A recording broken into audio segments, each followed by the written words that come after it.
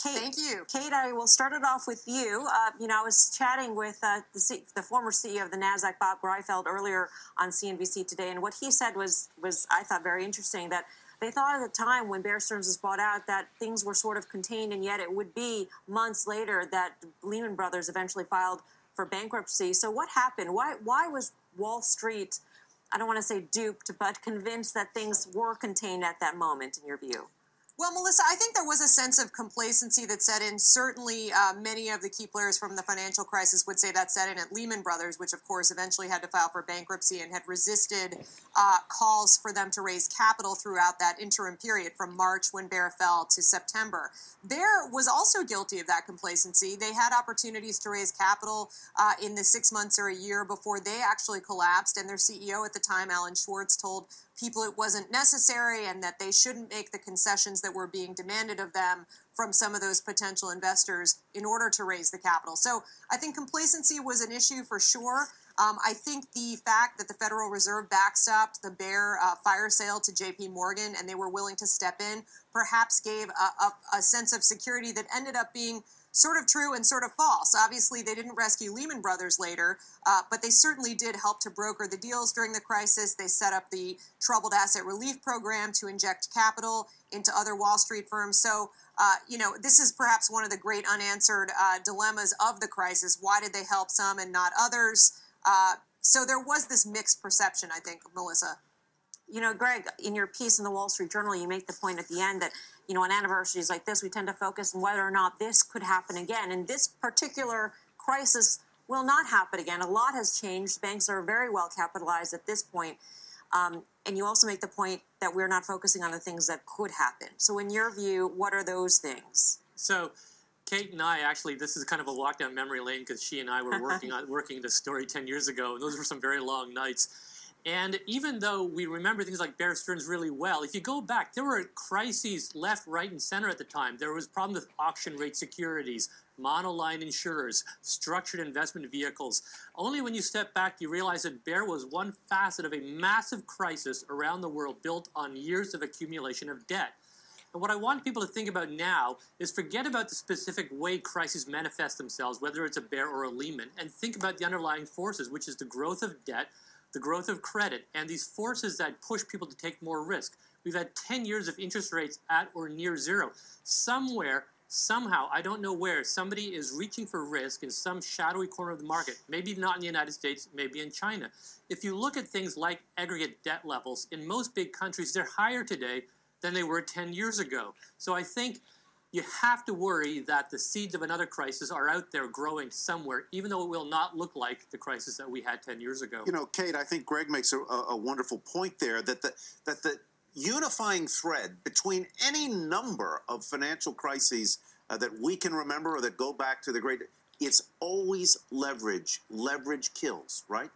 Leverage is certainly an issue, Tyler. It was certainly an issue in the heyday of Wall Street, right ahead of the crisis. You had banks that were using 30 turns of leverage. Right. That, of course, has been reduced to a fractional level. But I agree that Greg makes a great point, and there are two things going on that bear watching. Number one, because of the raft of regulations that was imposed upon the banking system after the financial crisis, notably Dodd-Frank in 2010, the banking industry is largely safer today than it was then. There are higher capital cushions. There are living wills.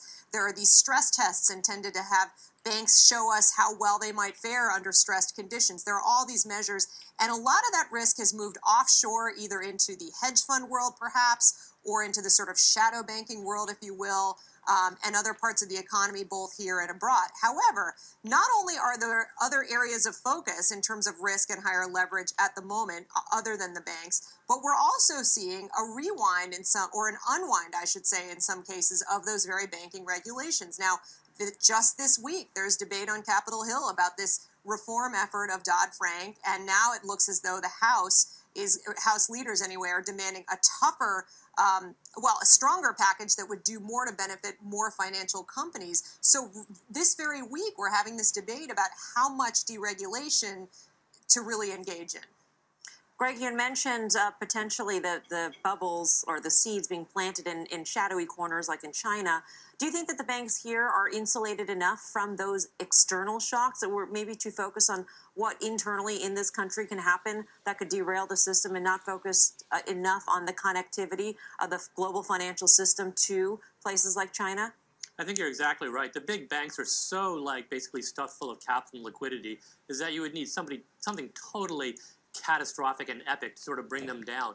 But the very regulations that have made those banks safer have had the effect of tending to cause risk to migrate elsewhere, as Kate was saying. About a month ago, we had the volatility shock.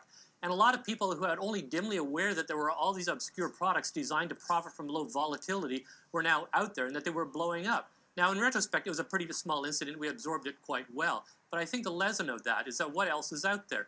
Now, let me just throw a few examples out there. Italy is the third largest debtor nation in the world. They've just elected a populist, well, actually, they haven't elected a government at all, but the leading party there is a populist movement. Are they going to, start talking about defaulting on Italy's debt?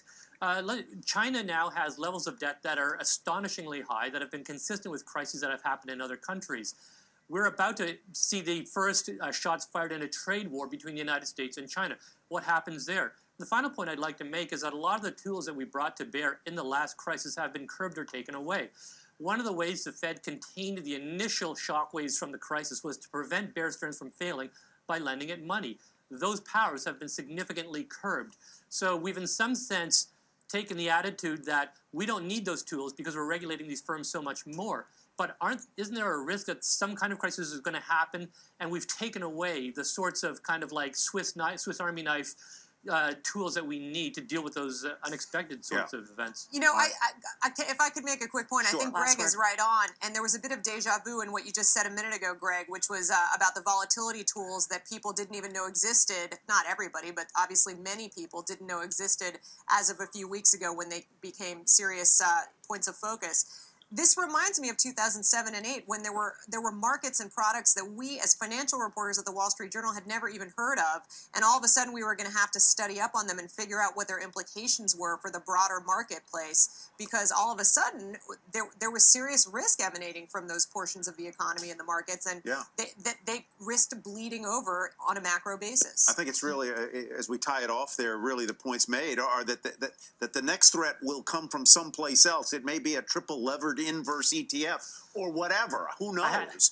I had a banker describe it to me the other day. It's like a bullet to the back of the head. You never see it coming. It was a very graphic description. But I mean, look at the leverage out there, corporate debt.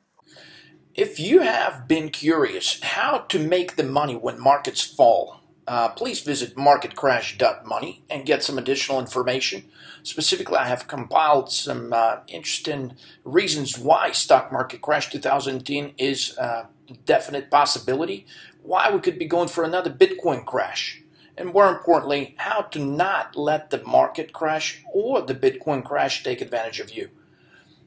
Find out how to profit. If you're a new trader or an experienced trader, but you're looking for new ideas, new ways how to take advantage of the market fall, because quite honestly, markets do fall much, much faster than they go up. So it represents, for a trader, a great opportunity to profit on the opposite direction of the market in a much shorter time frame, and oftentimes maximize much bigger returns. So if interested in knowing the ways how I trade weekly options for huge profits as much as 3,800% to 5,000% on certain days, get in touch with me.